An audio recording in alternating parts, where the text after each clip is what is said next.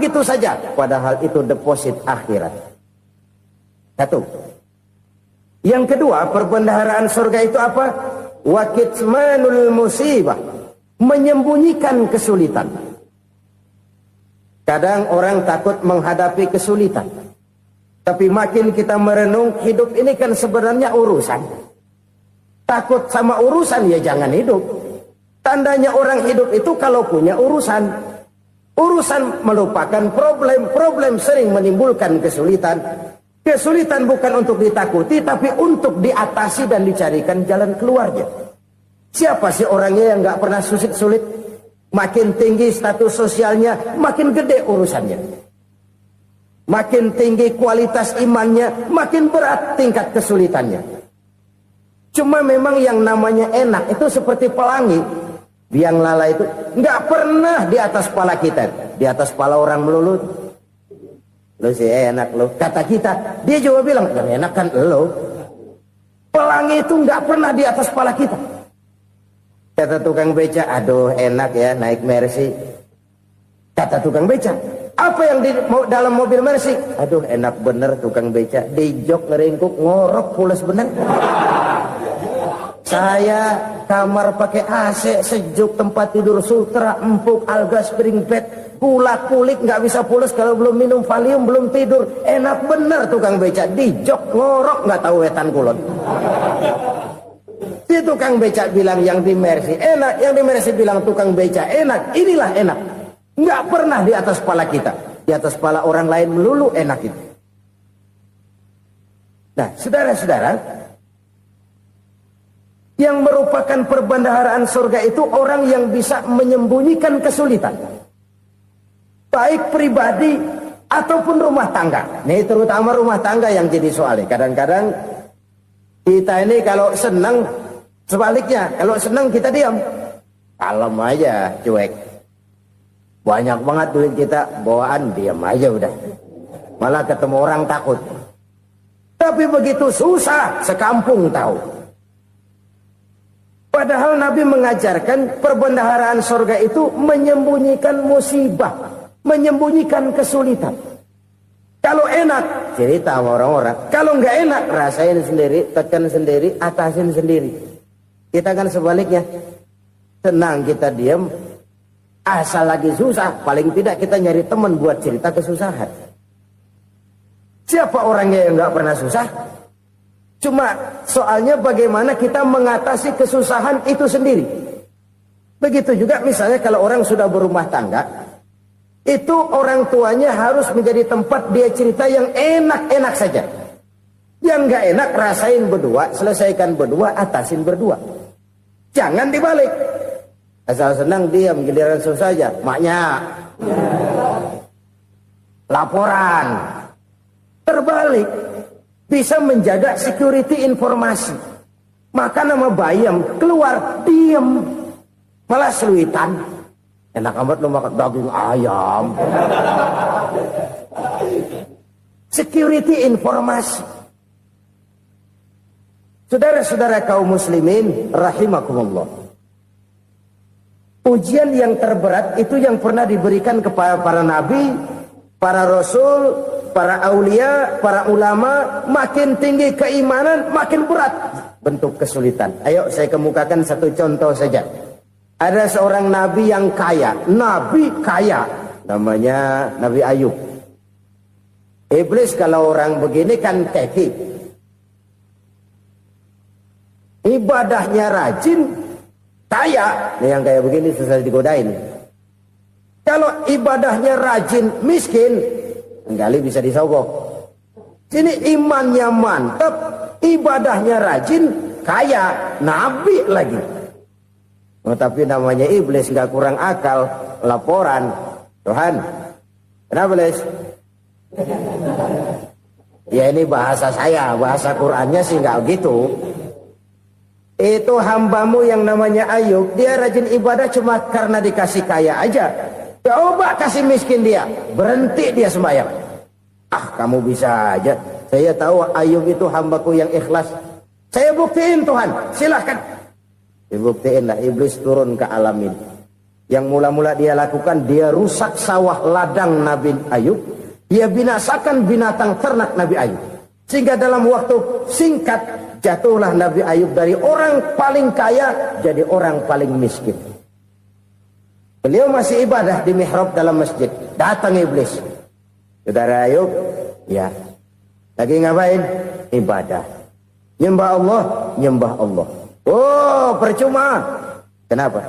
Tuhan yang ente sembah nih, dia udah bikin miskin ente.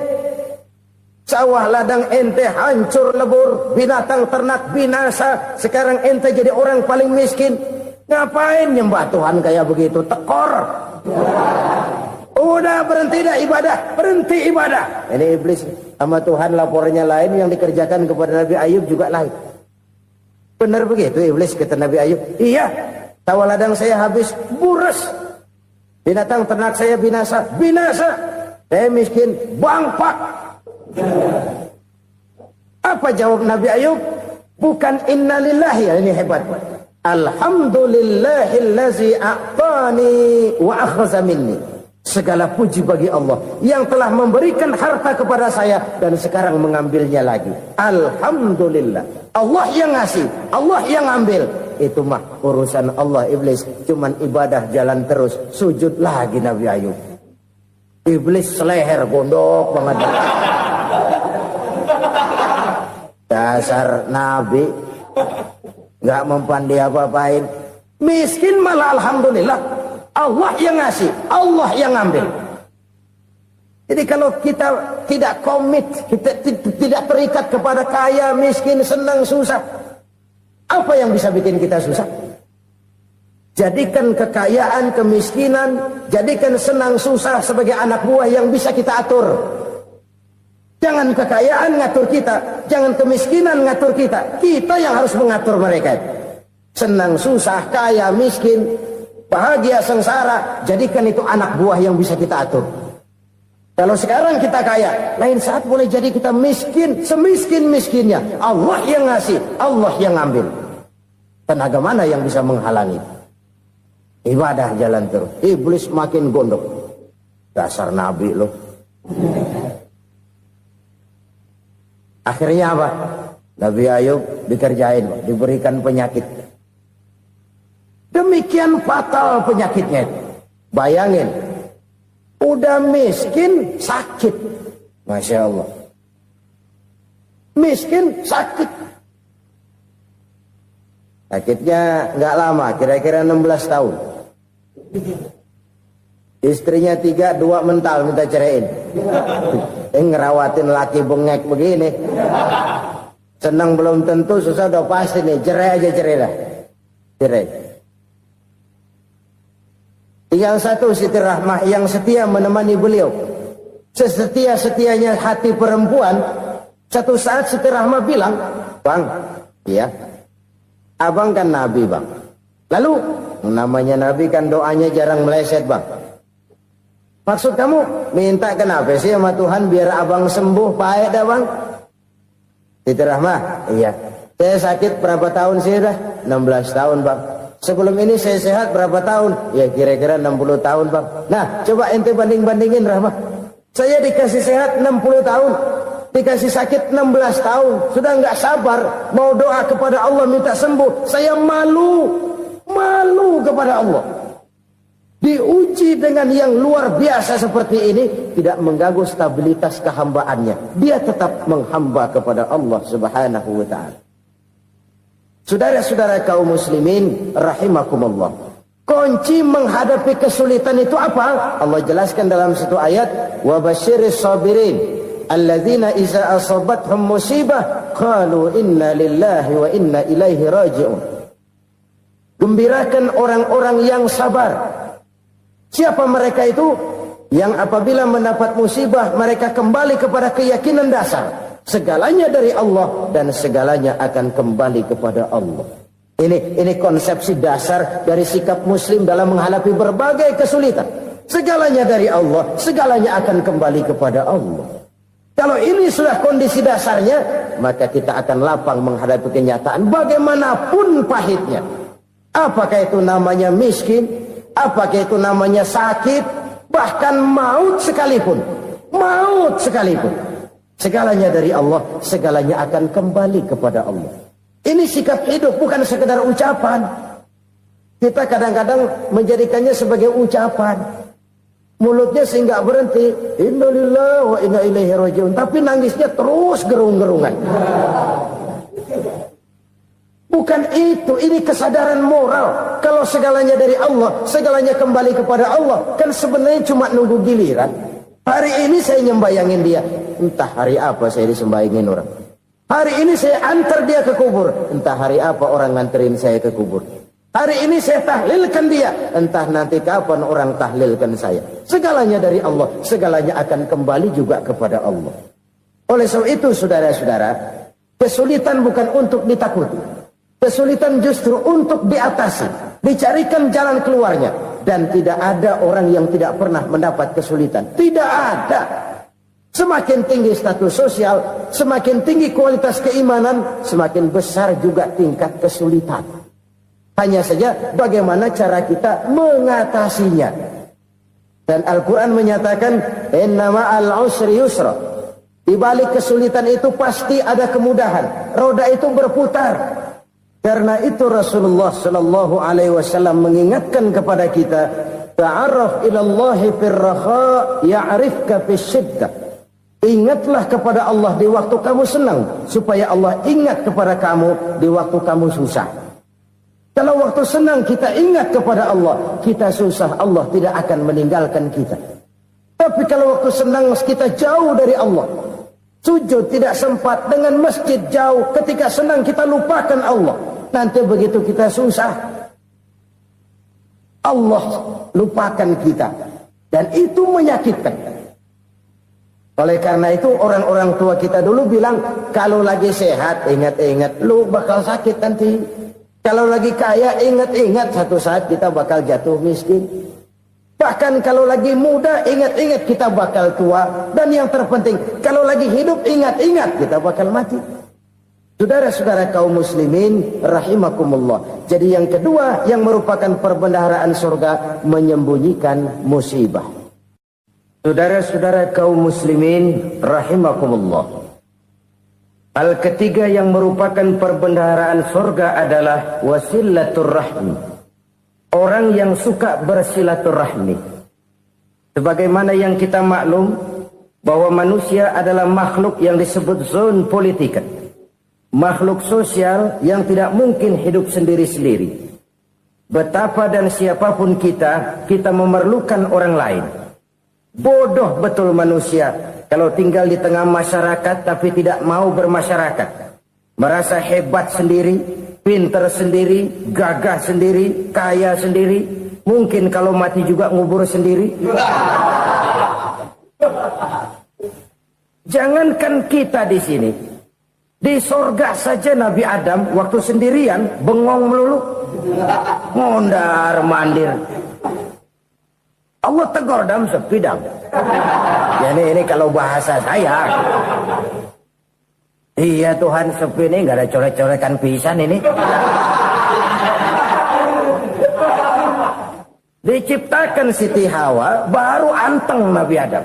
Itu di sorga. Cobalah. Umpamanya saudara tinggal di Jakarta nih. Kayak bener. Apaan aja di Jakarta punya saudara dah. Jembatan Semanggi ambil. Monas, Buntel bawa pulang.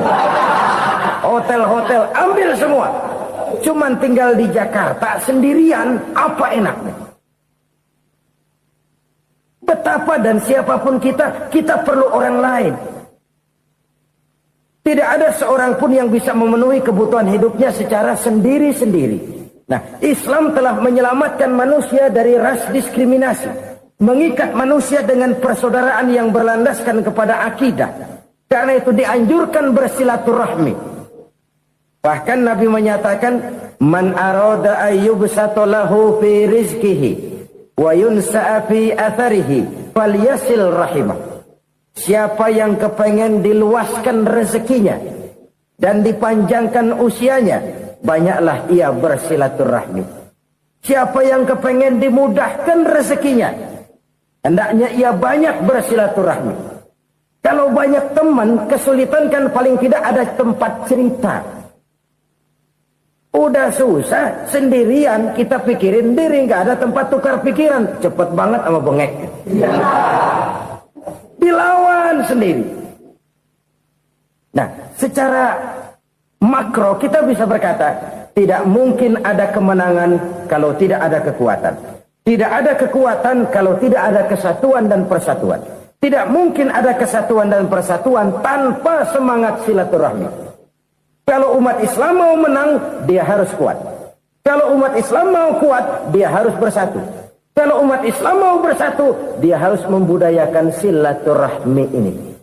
Bahkan sampai-sampai kata Nabi, kalau bisa cari nilai tambah. Apa? Silman qata'ak. Bersilaturahmilah kau kepada orang yang marah denganmu. Masya Allah, indahnya ajaran agama kita. Orang yang marah pun kepada kita, kata Nabi, kalau bisa bersilaturahmilah kepadanya, kepada orang yang marah itu. Di situ nilai tambah.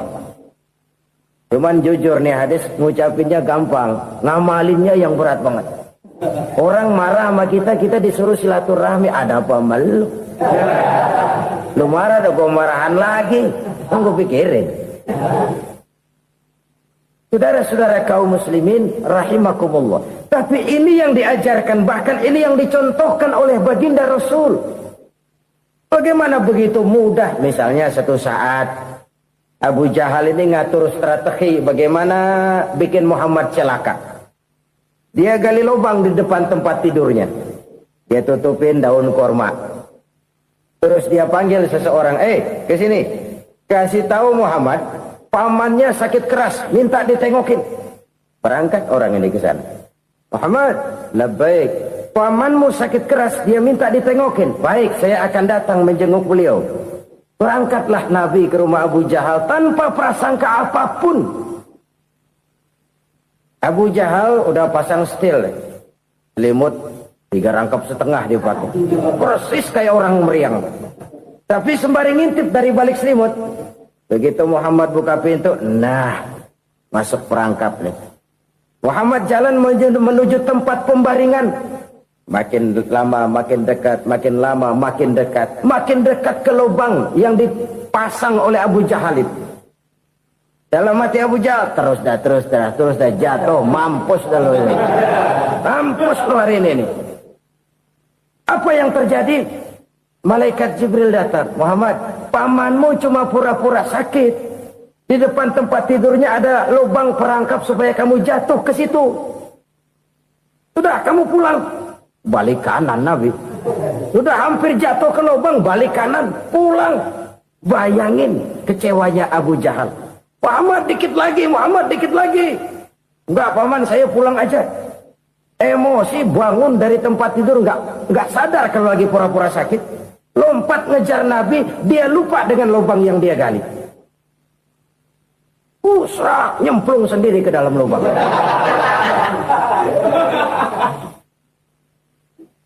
Nabi terus berlalu. Ini terjadi keanehan. Jatuh ke lubang yang dia gali itu sebenarnya nggak terlalu dalam ya, antara 3-4 meteran lah. Tolong, saya jatuh ke lubang ini. Datanglah pelayan-pelayannya itu. Angkat saya dari sini. Oh, yang ngulurin tambang. Satu gulung, belum juga nyampe itu tambang. Kurang, beli lagi ke warung. Sambung, ulur lagi, nggak juga bisa sampai. Wah, ini kerjaan Muhammad ini. Tolong, siapa salah seorang kamu ke rumah Muhammad, kasih tahu encangnya kecebur. Minta ditolongin. Sampaikan kepada Rasul. Kenapa?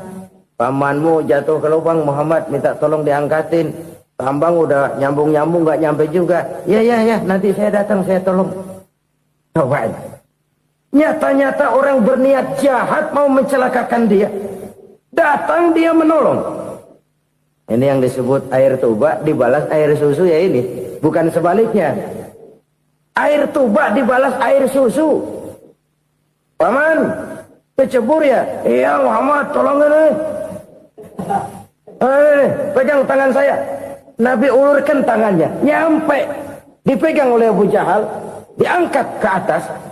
Sampai atas. Apa kata Abu Jahal? Sihirmu memang hebat Muhammad.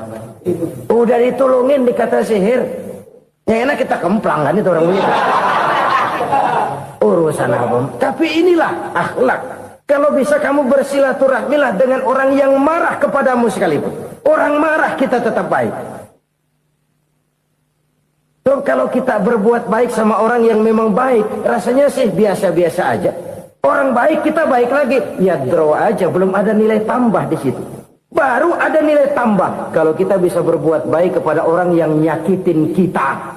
Itu namanya kita setingkat di atas dia. Dia sakitin kita, kita berbuat baik sama dia. Dia pelit sama kita baik sama dia. Dia marahin kita deketin dia. Di situ kita punya nilai tambah. Jadi siapa yang ingin diluaskan rezekinya, kata Nabi, dan dipanjangkan umurnya, hendaklah ia banyak-banyak bersilaturahmi. Sederhana sebenarnya silaturahmi, tapi silaturahmi membangkitkan semangat kesatuan dan persatuan. Kesatuan dan persatuan melahirkan kekuatan. Dalam matematika 1 ditambah 1 pasti 2. Tapi di tengah masyarakat, 1 orang takut ditambah 1 orang takut, hasilnya jadi 2 orang setengah berani. Kenapa setengah berani? Karena udah berdua. Tadi pan takut sendirian. Kalau dia kumpul turu-turu takutlah jadi berani. Kita yang lemah, kita yang tidak berdaya, kita yang miskin, kalau mau kompak bersatu, apa yang nggak bisa kita kerjain? Apalagi tinggal di kota besar, pilihan cuma 2. Bertahan atau minggir. Bertahan atau minggir. Untuk bisa bertahan harus mampu bersaing. Untuk mampu bersaing harus punya keahlian. Keahlian harus ditunjang dengan pendidikan, ditambah oleh kekompakan sebagai umat. Udah miskin mencar mulu, orang injak kita. Orang nggak pandang urusan apa malu.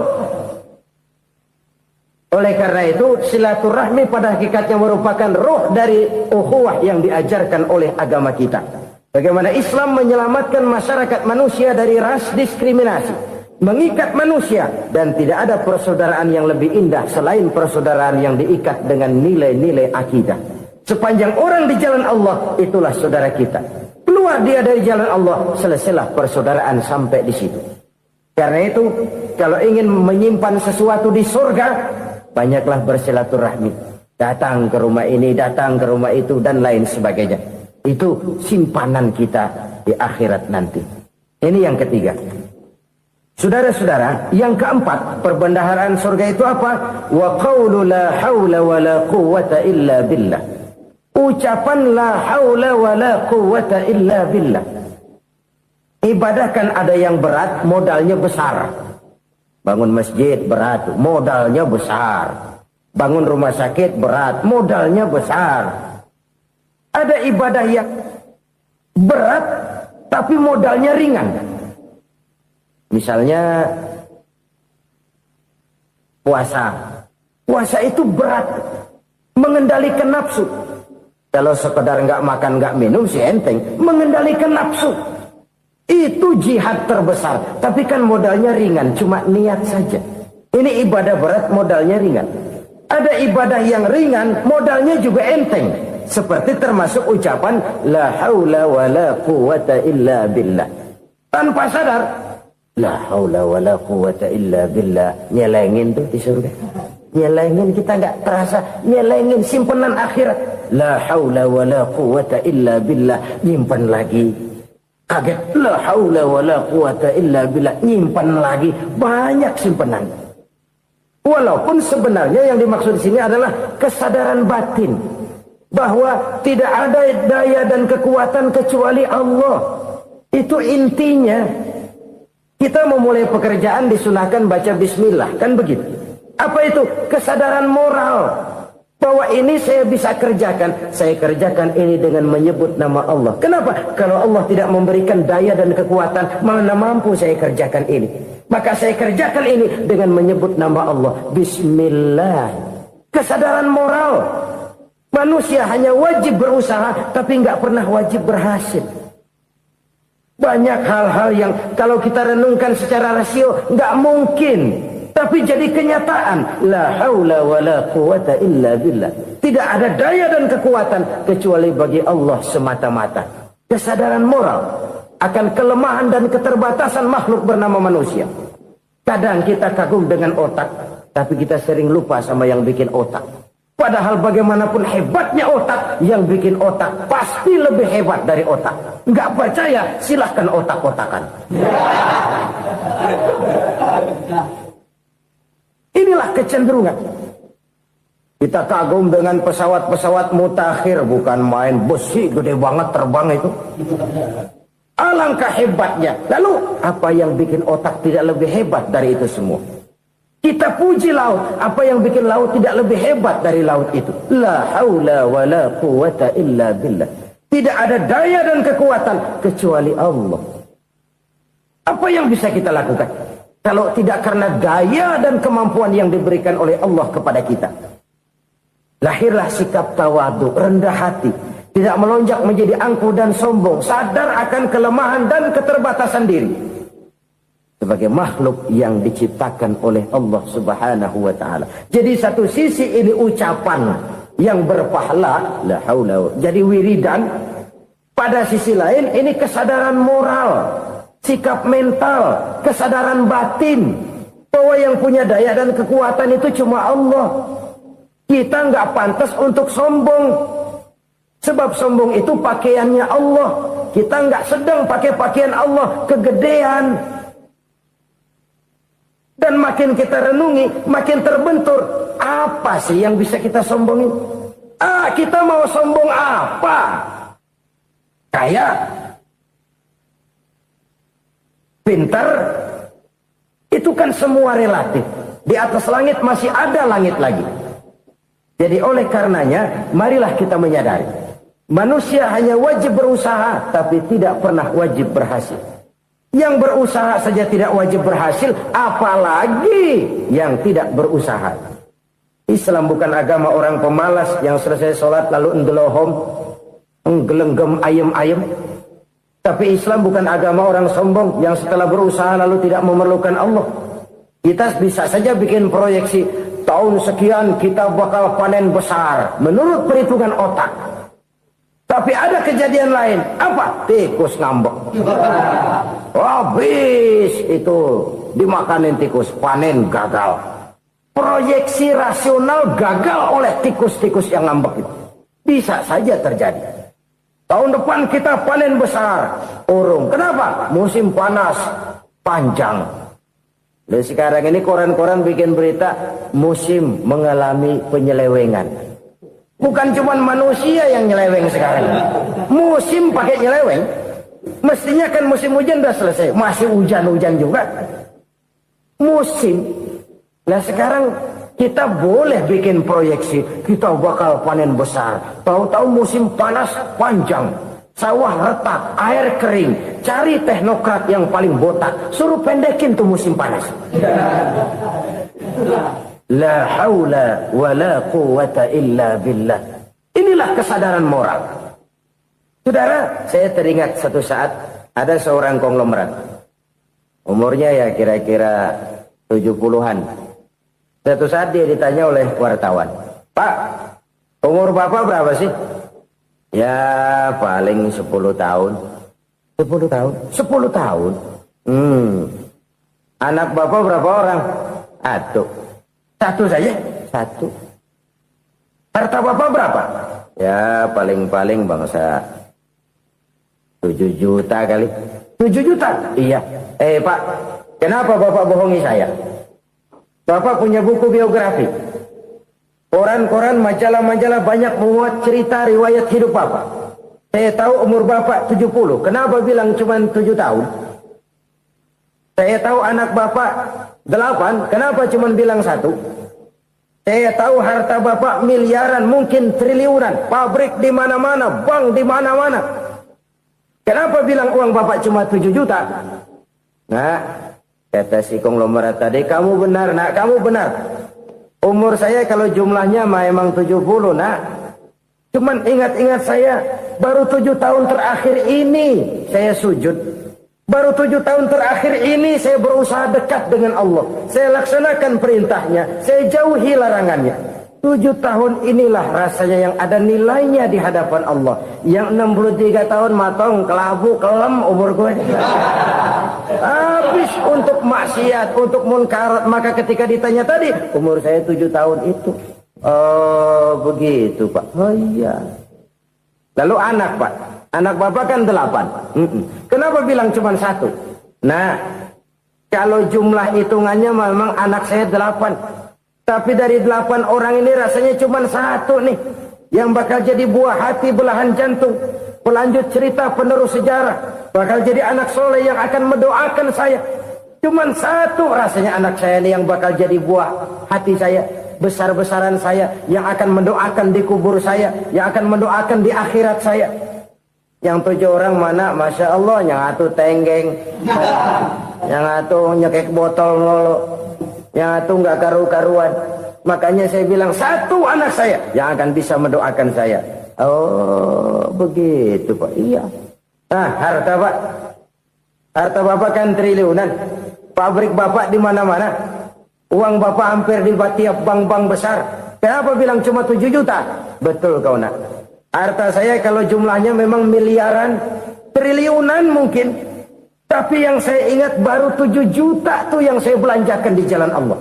Saya nyumbang masjid, saya santuni yatim piatu, saya bantu pembangunan pesantren, saya bantu pembangunan rumah sakit Islam. Itu yang akan saya bawa pulang ke akhirat, yang 7 juta itu.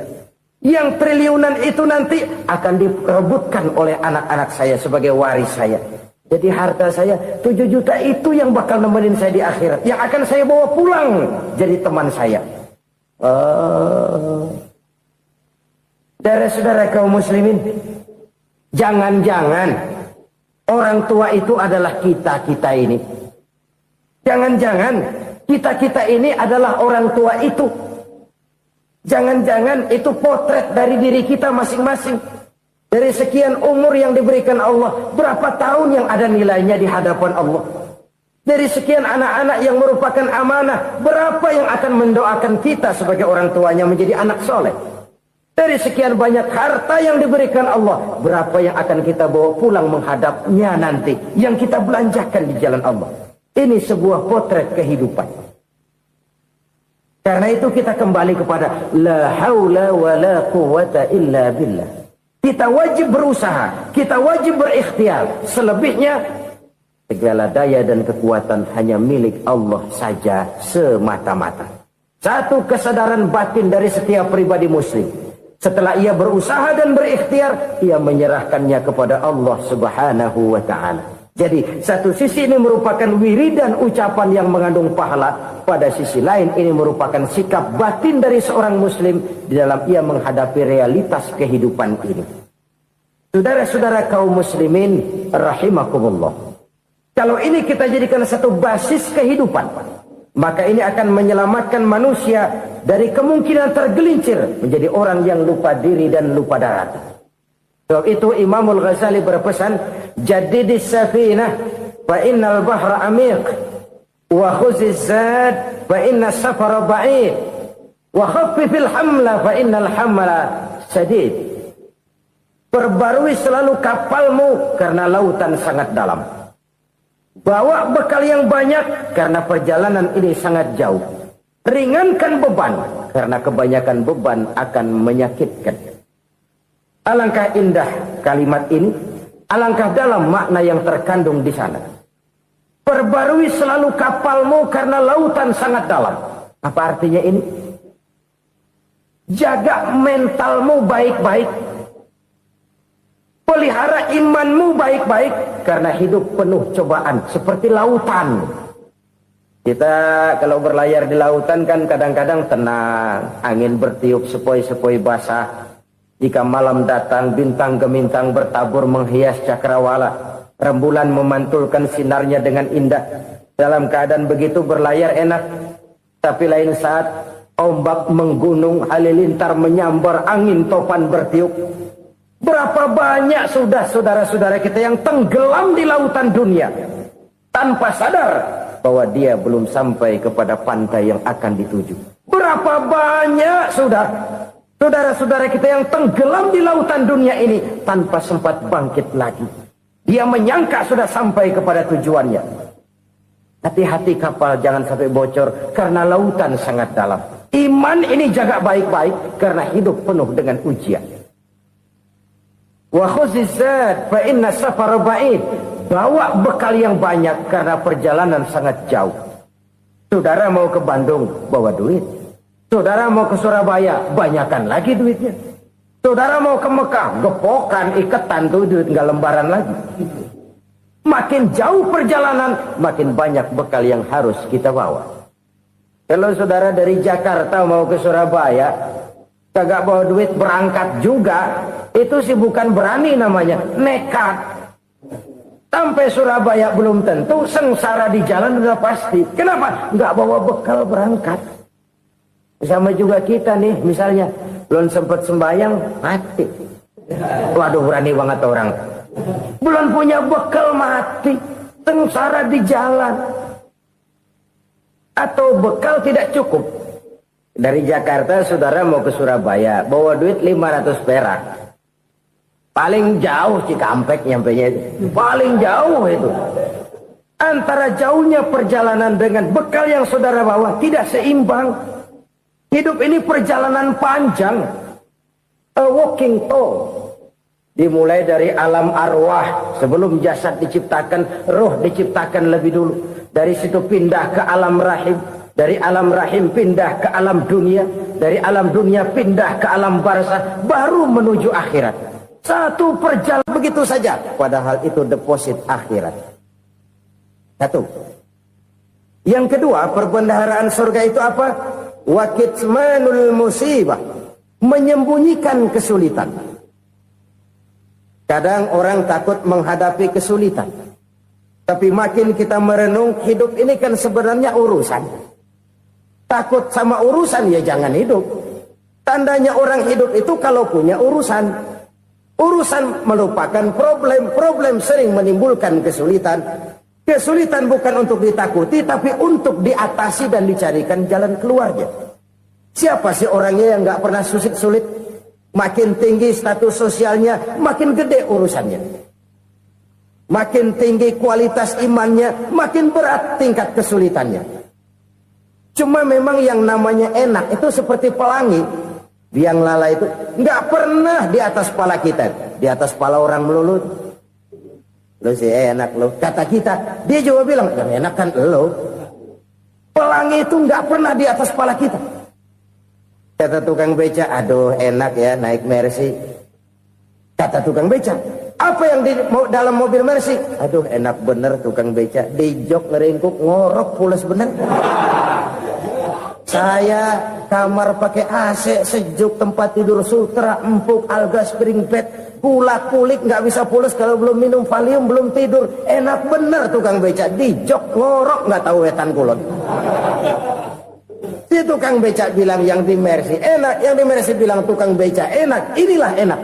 Nggak pernah di atas kepala kita, di atas kepala orang lain melulu enak itu. Nah, saudara-saudara,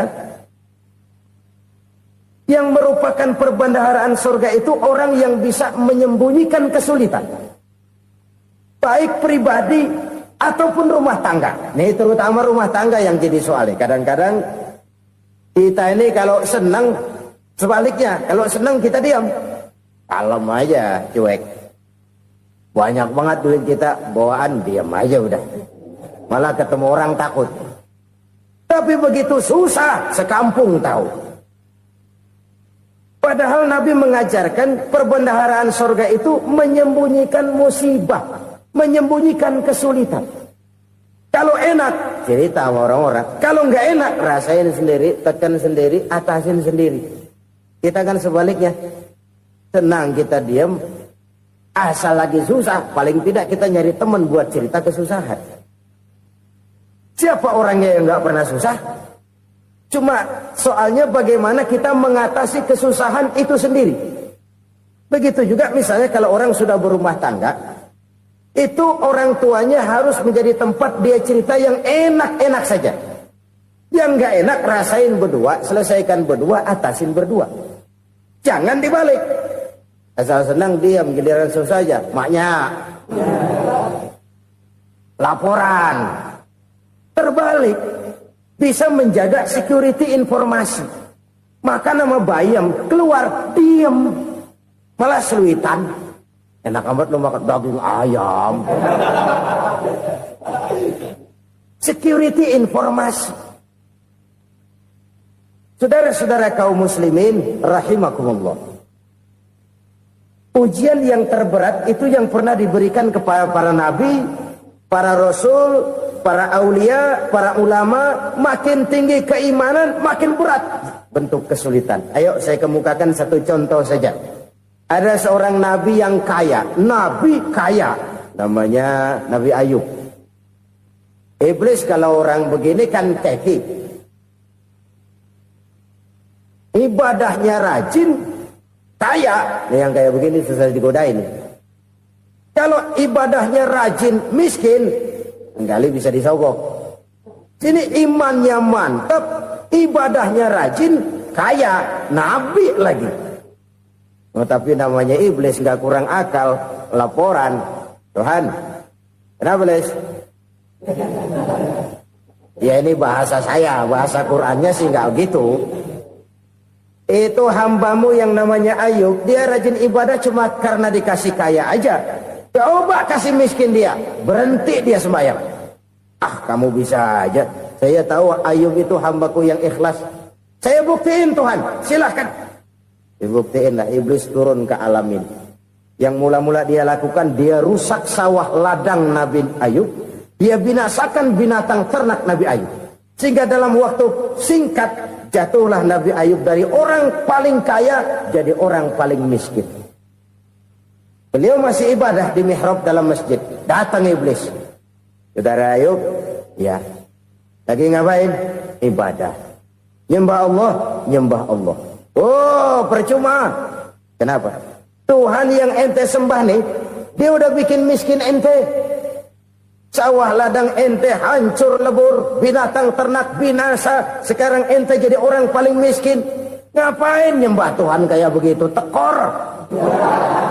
Udah berhenti dah ibadah, berhenti ibadah. Ini iblis sama Tuhan laporannya lain, yang dikerjakan kepada Nabi Ayub juga lain. Benar begitu iblis kata Nabi Ayub? Iya, sawah ladang saya habis, buras.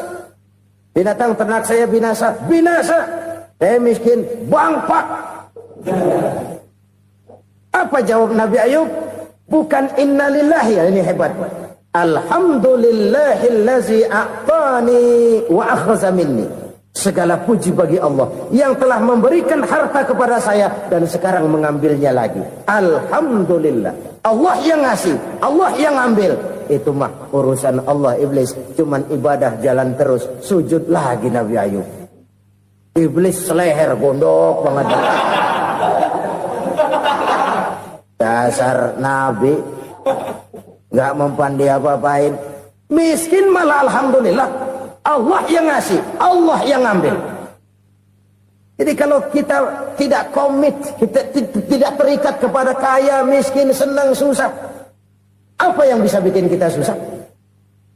Jadikan kekayaan, kemiskinan, jadikan senang, susah sebagai anak buah yang bisa kita atur. Jangan kekayaan ngatur kita, jangan kemiskinan ngatur kita. Kita yang harus mengatur mereka. Senang, susah, kaya, miskin, bahagia, sengsara, jadikan itu anak buah yang bisa kita atur. Kalau sekarang kita kaya, lain saat boleh jadi kita miskin, semiskin-miskinnya. Allah yang ngasih, Allah yang ngambil. Tenaga mana yang bisa menghalangi? Ibadah jalan terus. Iblis makin gondok. Dasar Nabi loh. Akhirnya apa? Nabi Ayub dikerjain, diberikan penyakit. Demikian fatal penyakitnya. Bayangin, udah miskin, sakit. Masya Allah. Miskin, sakit. Sakitnya nggak lama, kira-kira 16 tahun. Istrinya 3, 2 mental minta ceraiin. Ngerawatin laki bengek begini.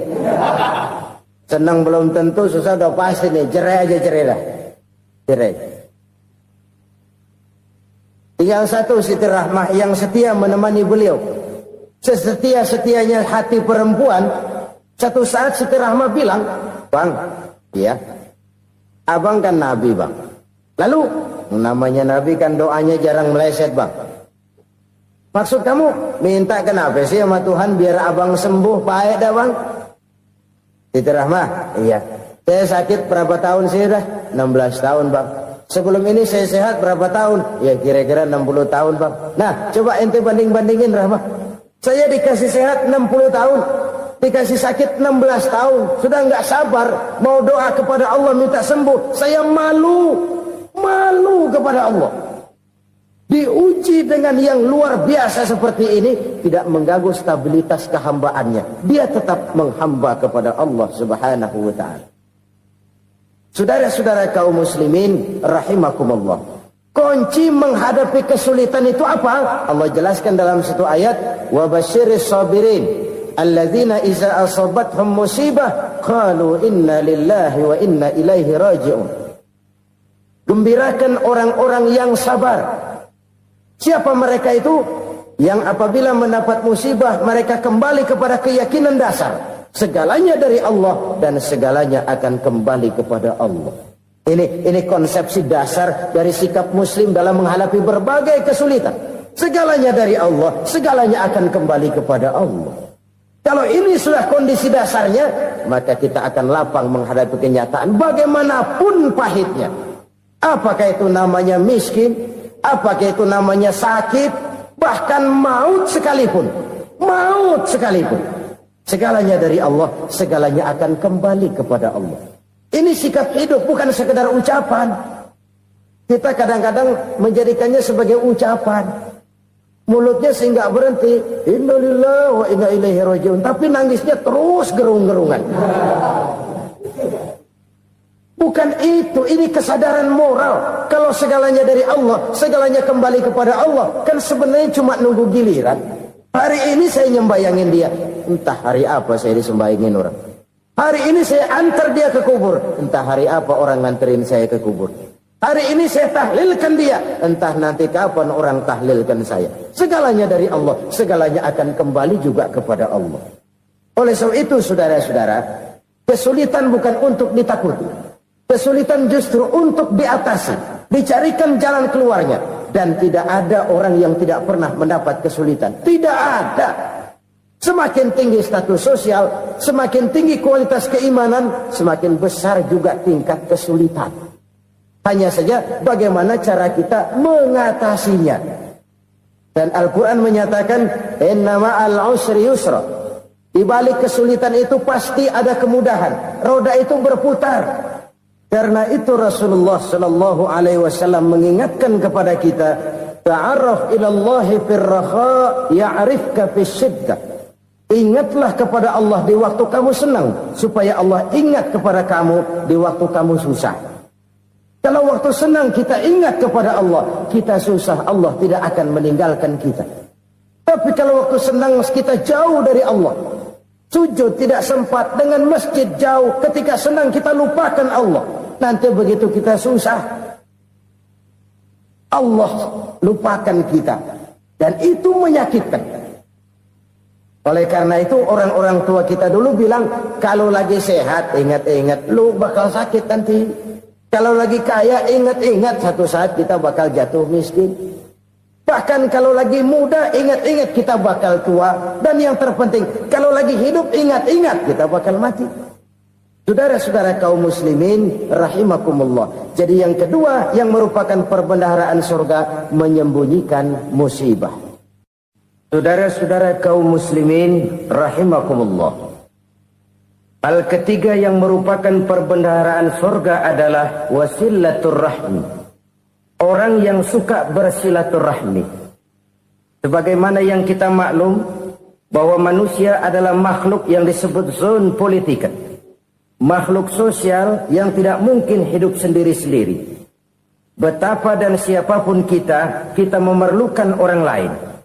Bodoh betul manusia kalau tinggal di tengah masyarakat tapi tidak mau bermasyarakat. Merasa hebat sendiri, pintar sendiri, gagah sendiri, kaya sendiri. Mungkin kalau mati juga ngubur sendiri. Jangankan kita di sini, di sorga saja Nabi Adam waktu sendirian bengong melulu, mondar mandir. Allah tegur dam sepi dam. Jadi ini kalau bahasa saya, iya Tuhan sepi ini nggak ada coret-coretan pisan ini. Diciptakan Siti Hawa, baru anteng Nabi Adam. Itu di surga. Cobalah. Umpamanya saudara tinggal di Jakarta nih. Kayak bener. Apaan aja di Jakarta punya saudara dah. Jembatan Semanggi ambil. Monas, Buntel bawa pulang. Hotel-hotel ambil semua. Cuman tinggal di Jakarta sendirian, apa enaknya? Betapa dan siapapun kita perlu orang lain. Tidak ada seorang pun yang bisa memenuhi kebutuhan hidupnya secara sendiri-sendiri. Nah, Islam telah menyelamatkan manusia dari ras diskriminasi. Mengikat manusia dengan persaudaraan yang berlandaskan kepada akidah. Karena itu dianjurkan bersilaturahmi. Bahkan Nabi menyatakan, Man arada ayyubsata lahu fi rizkihi wa yunsa'a fi atharihi falyasil rahimah. Siapa yang kepengen diluaskan rezekinya dan dipanjangkan usianya, banyaklah ia bersilaturahmi. Siapa yang kepengen dimudahkan rezekinya, hendaknya ia banyak bersilaturahmi. Kalau banyak teman, kesulitan kan paling tidak ada tempat cerita. Udah susah, sendirian kita pikirin diri, nggak ada tempat tukar pikiran. Cepet banget sama bengek. Dilawan sendiri. Nah, secara makro kita bisa berkata, tidak mungkin ada kemenangan kalau tidak ada kekuatan. Tidak ada kekuatan kalau tidak ada kesatuan dan persatuan. Tidak mungkin ada kesatuan dan persatuan tanpa semangat silaturahmi. Kalau umat Islam mau menang, dia harus kuat. Kalau umat Islam mau kuat, dia harus bersatu. Kalau umat Islam mau bersatu, dia harus membudayakan silaturahmi ini. Bahkan sampai-sampai kata Nabi, kalau bisa cari nilai tambah. Apa? Silman koto'ak. Bersilaturahmilah kau kepada orang yang marah denganmu. Masya Allah, indahnya ajaran agama kita. Orang yang marah pun kepada kita, kata Nabi, kalau bisa bersilaturahmilah kepadanya. Kepada orang yang marah itu. Di situ nilai tambah. Cuman jujur nih hadis, ngucapinnya gampang, ngamalinnya yang berat banget. Orang marah sama kita disuruh silaturahmi, ada apa malu? Lu marah, ada gua marahan lagi. Tunggu pikirin. Saudara-saudara kaum muslimin rahimakumullah. Tapi ini yang diajarkan, bahkan ini yang dicontohkan oleh baginda Rasul. Bagaimana begitu mudah, misalnya satu saat Abu Jahal ini ngatur strategi bagaimana bikin Muhammad celaka. Dia gali lubang di depan tempat tidurnya. Dia tutupin daun korma. Terus dia panggil seseorang, ke sini. Kasih tahu Muhammad, pamannya sakit keras, minta ditengokin. Berangkat orang ini ke sana. Muhammad, labbaik. Pamanmu sakit keras, dia minta ditengokin. Baik, saya akan datang menjenguk beliau. Berangkatlah Nabi ke rumah Abu Jahal tanpa prasangka apapun. Abu Jahal udah pasang setil. Selimut 3 rangkap setengah dipakai. Persis kayak orang meriang. Tapi sembari ngintip dari balik selimut. Begitu Muhammad buka pintu, nah masuk perangkap nih. Muhammad jalan menuju tempat pembaringan. Makin lama makin dekat, makin lama makin dekat. Makin dekat ke lubang yang dipasang oleh Abu Jahal itu. Dalam hati Abu Jahal, terus dah jatuh, mampus dah lo ini. Mampus lo hari ini. Apa yang terjadi? Malaikat Jibril datang. Muhammad, pamanmu cuma pura-pura sakit. Di depan tempat tidurnya ada lubang perangkap supaya kamu jatuh ke situ. Sudah, kamu pulang. Balik kanan Nabi. Sudah hampir jatuh ke lubang, balik kanan, pulang. Bayangin kecewanya Abu Jahal. Muhammad dikit lagi. Enggak paman, saya pulang aja. Emosi, bangun dari tempat tidur, nggak sadar kalau lagi pura-pura sakit. Lompat ngejar Nabi, dia lupa dengan lubang yang dia gali. Usrak, nyemplung sendiri ke dalam lubang.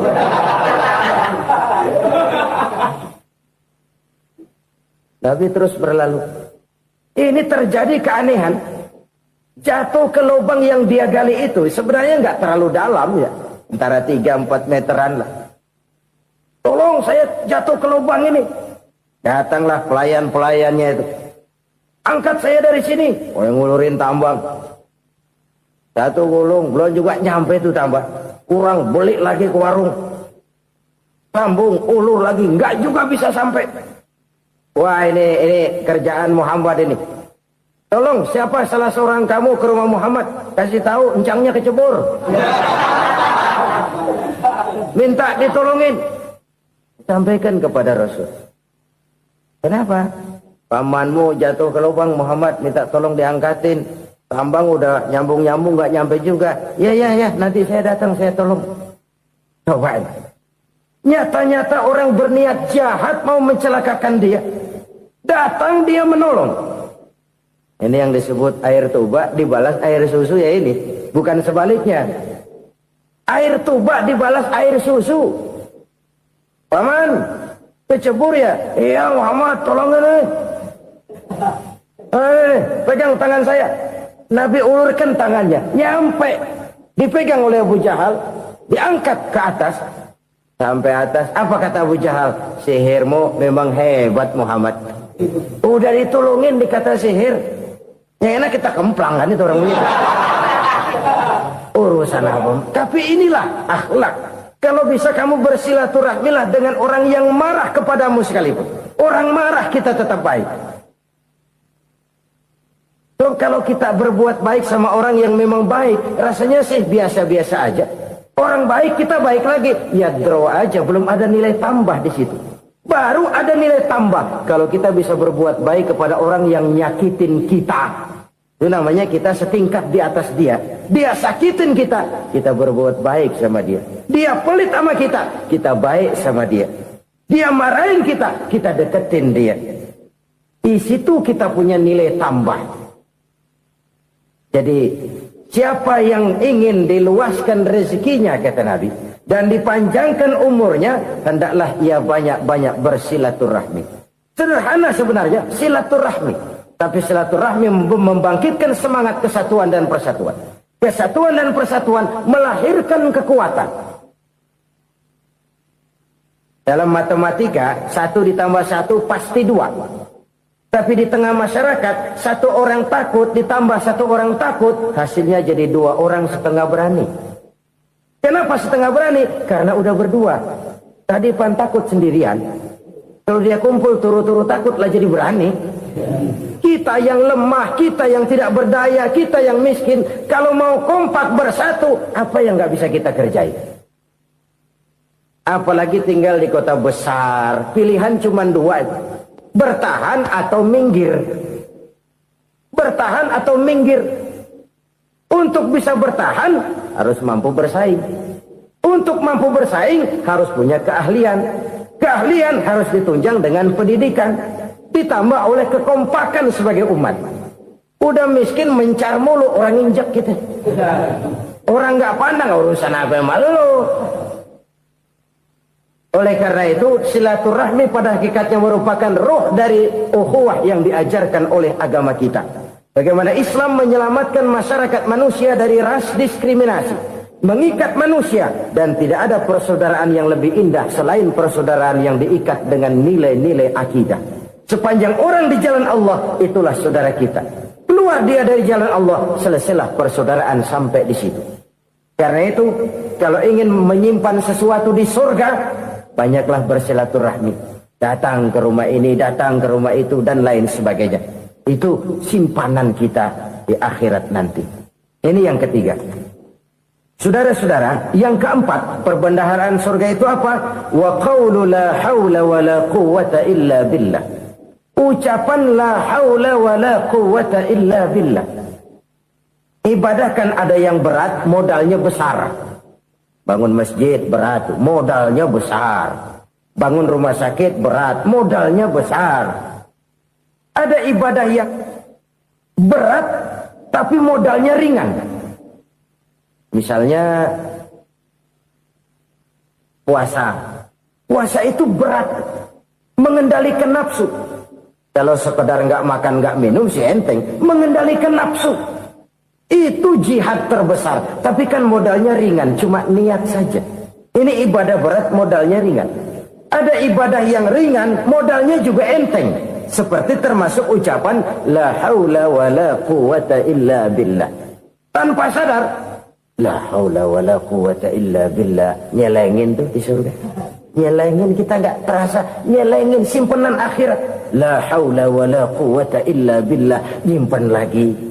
Kaget. La haula wala quwata illa billah. Nyimpan lagi. Banyak simpenan.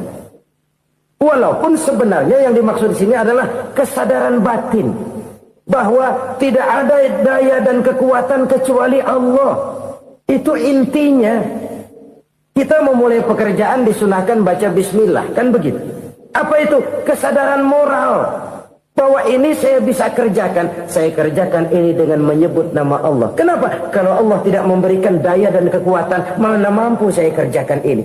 Maka saya kerjakan ini dengan menyebut nama Allah. Bismillah. Kesadaran moral. Manusia hanya wajib berusaha, tapi nggak pernah wajib berhasil. Banyak hal-hal yang kalau kita renungkan secara rasio nggak mungkin, tapi jadi kenyataan. La haula wala quwata illa billah. Tidak ada daya dan kekuatan kecuali bagi Allah semata-mata. Kesadaran moral akan kelemahan dan keterbatasan makhluk bernama manusia. Kadang kita kagum dengan otak, tapi kita sering lupa sama yang bikin otak. Padahal bagaimanapun hebatnya otak, yang bikin otak pasti lebih hebat dari otak. Nggak percaya, silahkan otak-otakan. Inilah kecenderungan. Kita kagum dengan pesawat-pesawat mutakhir, bukan main, besi gede banget terbang itu. Alangkah hebatnya. Lalu apa yang bikin otak tidak lebih hebat dari itu semua? Kita puji laut. Apa yang bikin laut tidak lebih hebat dari laut itu? La haula wa la quwata illa billah. Tidak ada daya dan kekuatan kecuali Allah. Apa yang bisa kita lakukan kalau tidak karena daya dan kemampuan yang diberikan oleh Allah kepada kita? Lahirlah sikap tawadu, rendah hati, tidak melonjak menjadi angkuh dan sombong, sadar akan kelemahan dan keterbatasan diri. Sebagai makhluk yang diciptakan oleh Allah Subhanahu wa ta'ala. Jadi satu sisi ini ucapan yang berpahala, la haula, jadi wiridan. Pada sisi lain ini kesadaran moral, sikap mental, kesadaran batin bahwa yang punya daya dan kekuatan itu cuma Allah. Kita nggak pantas untuk sombong. Sebab sombong itu pakaiannya Allah. Kita nggak sedang pakai pakaian Allah, kegedean. Dan makin kita renungi, makin terbentur. Apa sih yang bisa kita sombongin? Kita mau sombong apa? Kaya? Pintar? Itu kan semua relatif. Di atas langit masih ada langit lagi. Jadi